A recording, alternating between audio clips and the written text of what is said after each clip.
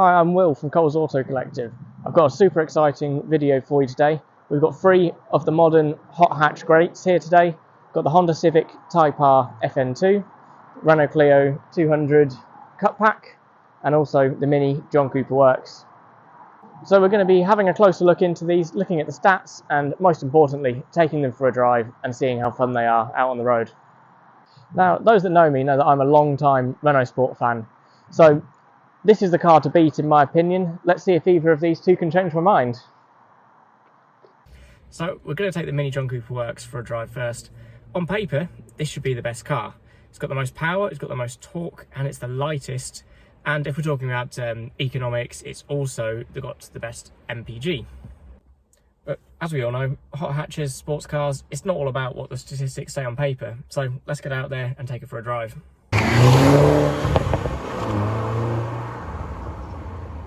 So first off, let's talk technology. This particular Mini John Cooper Works is a pretty high spec one. Now the Minis, you do have to look for ones with the right spec. They are a very spec dependent car.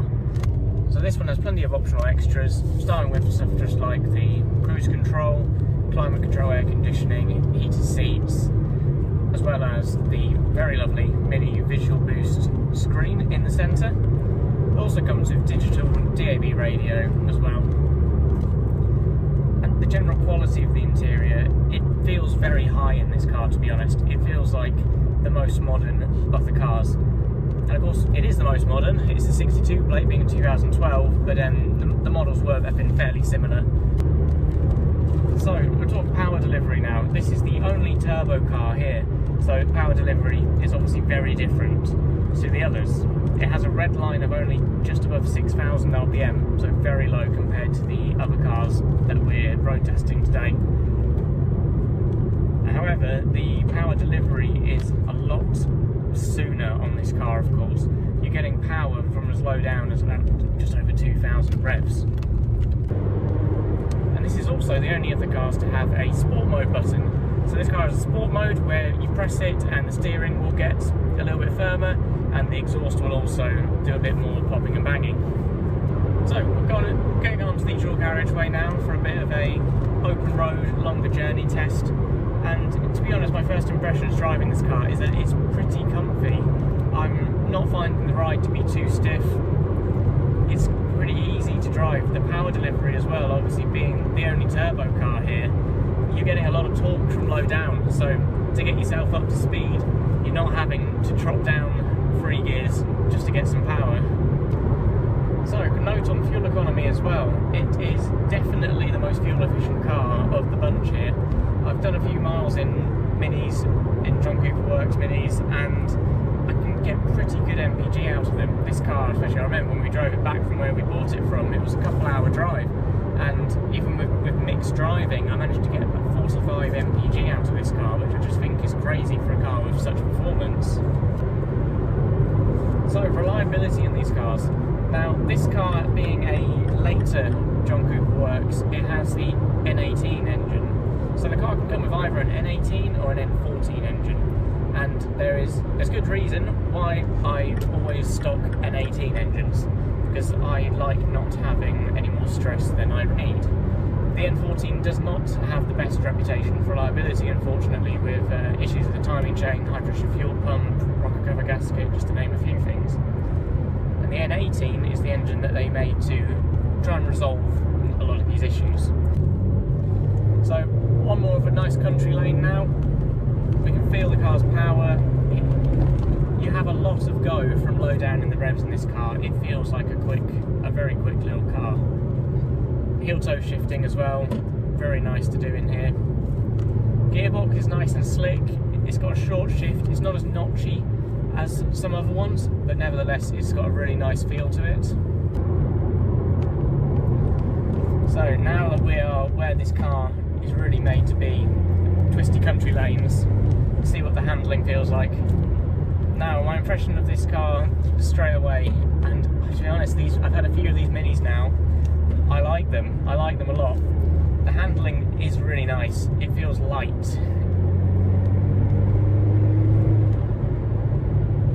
Power power delivery is really great. You've got a lot of punch to get you out of the tighter corners. I will say though, you can feel that lack of a diff. It can scramble a little bit if you're trying to get onto the power nice and quickly out of the corners.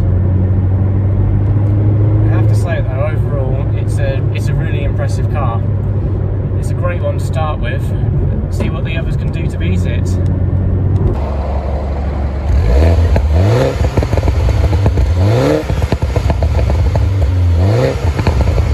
So, next up, we have the Honda Civic Type R. This is obviously an all-time classic hot hatch. We unfortunately do not have an EP3.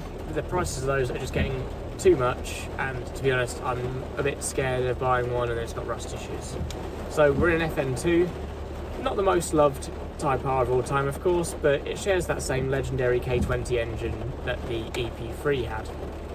So let's talk statistics. This car has got just a smidge under 200 horsepower, but it does have the least amount of torque of any of these cars, only 142 pound-foot of torque, and very importantly, this is the heaviest car of the lot by a fair margin as well.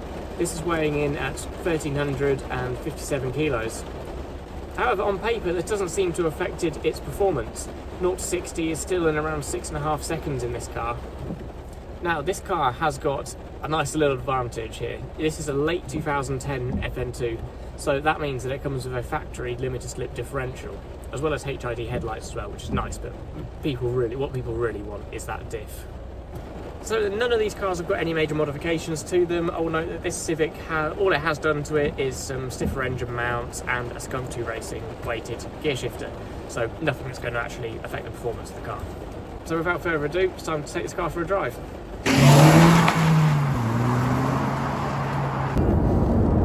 Right, so first up, interior. This car, I would say, is quite a nice place to be. It's got quite a strange mix of things that feel quite dated and things that seem a bit futuristic, really. This car must have been very much ahead of its time when it was built. You've got these futuristic looking dials, a mix of really like old school looking radio. It's a strange kind of combination. So in terms of equipment, this is a GT model, so it's pretty well equipped. You get dual zone, climate control, air conditioning, cruise control, auto lights, auto wipers, everything you really need. It is only lacking in the entertainment side. It's just the normal radio, no digital, no Bluetooth or anything like that. And comfort wise, so the seats I find are really nice. These seats are excellent. I mean, they look great, they feel great, they're nice and supportive, the bolsters do hold you in. But the thing that lets the car down a little bit is the ride comfort. So it's not bad for daily driving, but getting out of the Mini and getting into this car, I have noticed this suspension setup is definitely stiffer. Now we're out on a bit of a smoother road on the dual carriageway. The ride comfort is definitely feels like it's usable. You can definitely live with it. It's just not quite as comfortable as the other car that we just driven. So the main difference you can tell between the two cars straight away is the power delivery. The Mini obviously has a lot of power from low down, being a turbocharged engine. This car is naturally aspirated, and the K20 is known for its lack of power low down in the revs. You do really have to rev this car to get it to go, and just sitting at 70 miles an hour now, we're at about 3,500 RPM, so it's not exactly the quietest for cruising. So time to try it out on some twistier roads. My first impression from the Civic is I can straight away tell that it's got limited slip diff. You can build on the power coming out of a corner, and it just pulls you out. It's a great feeling driving a front-wheel drive hot hatch with a limited slip diff.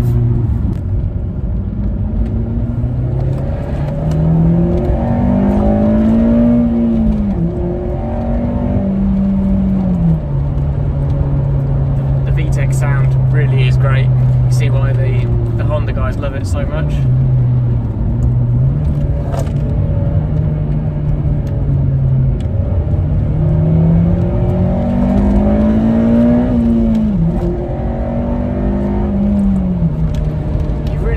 Try and keep it up there though. The car, you can definitely, it's a noticeable difference, VTEC and not VTEC. When you can keep it in that rev range, it's absolutely fantastic. It's such a good engine. But this would be one of the best naturally aspirated engines for a track car. But it's also the problem at the same time. Trying to keep the car above 5,500 revs is a lot. And you can very quickly be at the edge, at the limit of what you could be safely driving on the road at least. I would imagine on the track it would be a lot more usable. I do find on the road it's difficult to be keeping it in that sweet spot. Now it handles well, you can definitely feel that extra weight compared to a car like the Mini or the Clio. And the handling in general feels pretty damn good on this car. Steering has good responsiveness to it. It's got quite fairly heavy steering as well, without the need for a sport button. Gear shift action, really nice, very swift, nice short and notchy. This light-weighted gear knob on this car as well is a very nice addition. It's a great gearbox to use. So, a quick note on fuel economy. It's definitely not. It's not great. These Civics are. It's a similar kind of story to the Clio Sport. Obviously, it's a 2-litre petrol engine, variable valve timing. It's not great. You can get about 30 out of these driving it sensibly enough.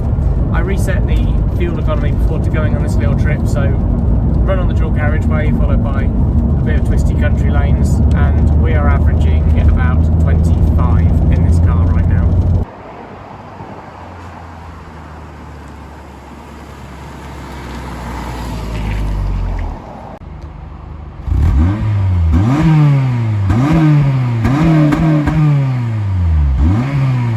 And finally, we're now driving the Renaultsport Clio 200. Now, I absolutely love a Renault Sport. I always have done, probably always will. So I may have a slight bias in this, but I'll try to make this review as fair as possible. So this particular car is a 2009 Clio 200 Cup Pack. So the Cup Pack means it comes with these really lovely red brake calipers and the Cup suspension. So the springs have actually been changed on this car in favour of Cook Sport lowering springs. So slightly lower than the standard ones, of course, but to be honest, the ride comfort is actually pretty good considering it's on lowering springs. I would say it's similar, if not I'd say it's a little bit better actually comfort-wise than the Civic Type R. Now I've had a few different Clio Sports over time, and I remember having one of these on H&R springs, and they were a lot less comfortable from my memory. Now, I've had Renault Sports for years. Just to give a bit of insight into that, I've had a 197, so a very similar car to this, for about 7 years, which has turned into a track car, which is absolutely phenomenal at. So, to be honest, it's really nice just to get back into one that's almost standard and just enjoy it as a road car. So this one doesn't even have an aftermarket exhaust like most of these seem to nowadays. I'm not one to talk though, because mine does have an aftermarket exhaust as well. Nevertheless, it sounds good, but it's definitely probably the quietest of the cars. It's not that exciting, especially lower down in the revs. Once you get it up into its valve timing range, it does sound pretty nice. But I would definitely say it is probably the quietest of the three we've got today.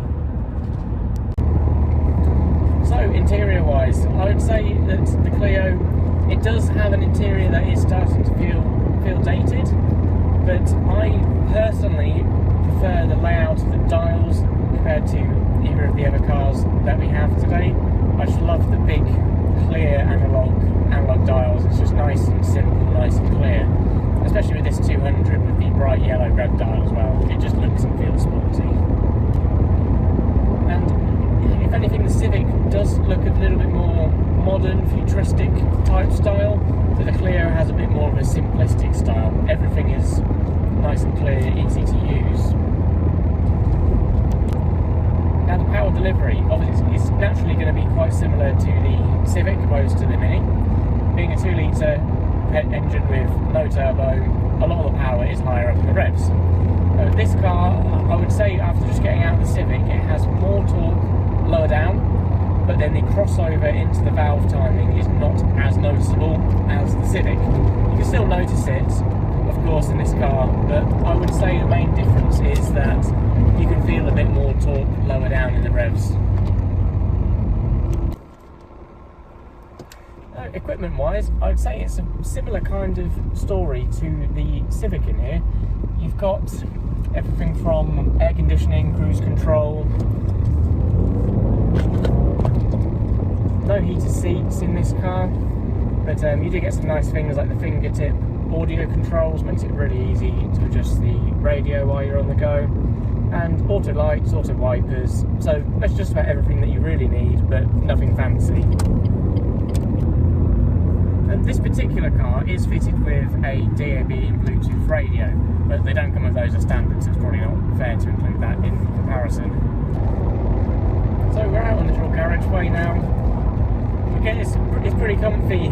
Over the bumps, you do feel a bit. It feels a little bit bouncy, but it's pretty much what you would expect for a car of this sort, especially one with the cut pack lowering springs as well. So the Clio 200 actually comes with a slightly longer 6th gear than the predecessing 197.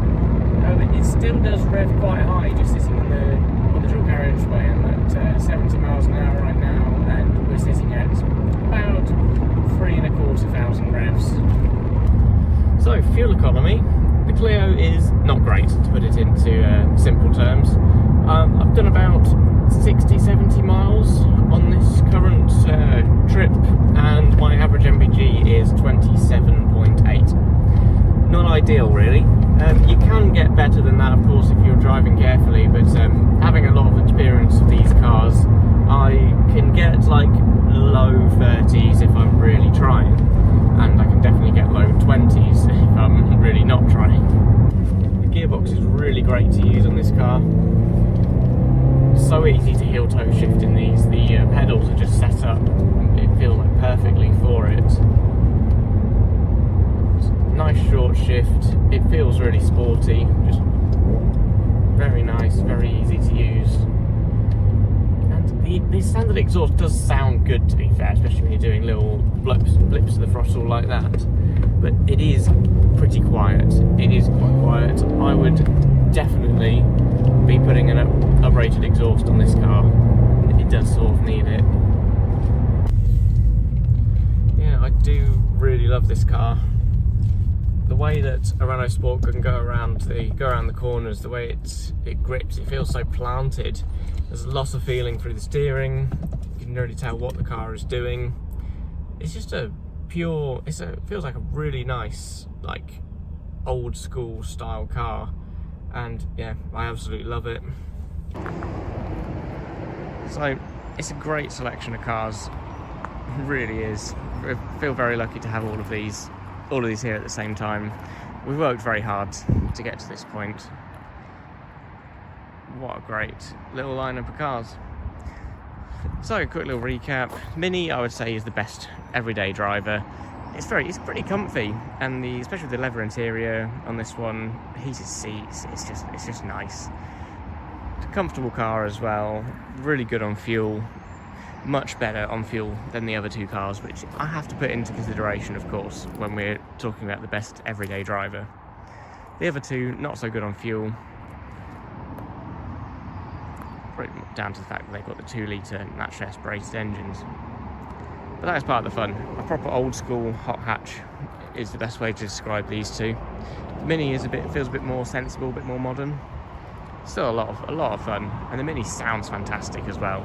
But that exhaust video, giving it some revs and the pops and bangs with the sport mode on, it's a lot of fun. I absolutely love this Civic with the limited slip diff as well. It is absolutely great to fire out of corners. The Clio Sport is always going to be the winner for me, I think. The chassis on it is just absolutely phenomenal.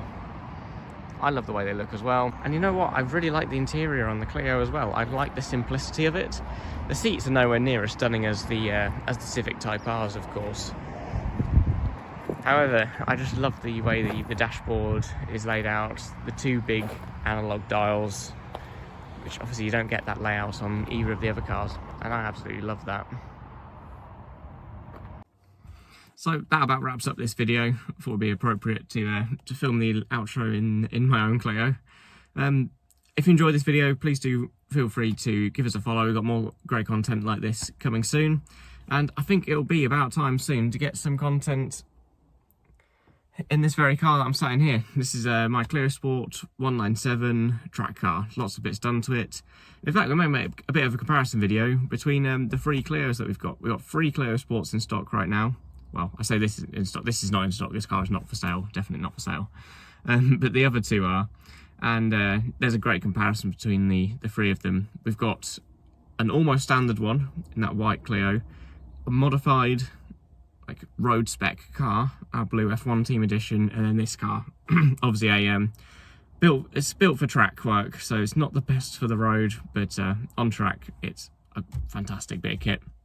So that's all. Thanks very much for watching.